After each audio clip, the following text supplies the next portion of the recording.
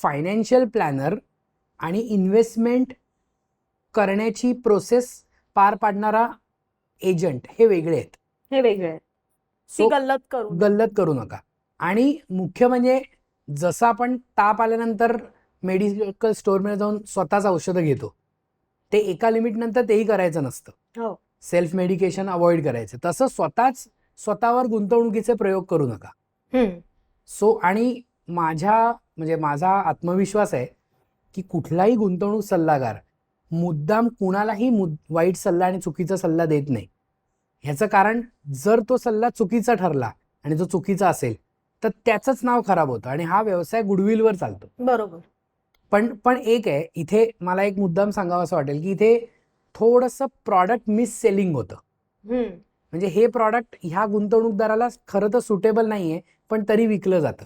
So तुम्हाला चुकीचं product तो विकत नाही ना, हे जरी तुम्हाला कळलं तरी तुमचे निम्मे गुण सर झाले असं समजू शकतो. आणि हे तुम्हाला थोडा अभ्यास केला तर अगदी म्हणजे त्याच्यासाठी कुठलेही क्लासेस किंवा अशी कुठली फायनान्सची डिग्री वगैरे असायची गरज नाही.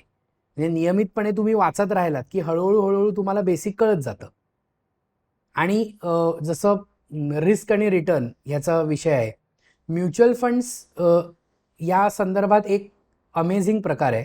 तो म्हणजे प्रत्येक म्युच्युअल फंड कंपनीला त्या प्रत्येक स्कीमच्या फॉर्मवर एक डिझाईन छापावं लागतं.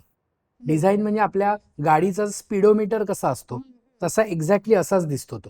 आणि त्याला सेबीनी नाव दिले रिस्कोमीटर. अच्छा. सो त्या रिस्कोमीटरवर डाव्या बाजूला गेलं ह्याचा अर्थ लो रिस्क आणि उजव्या बाजूला गेलं की हाय रिस्क. हेही नसेल कळत तर उजव्या बाजूला हाय रिस्क आहे तिथे लाल रंग दिसतो आणि डाव्या बाजूला हिरवा रंग दिसतो.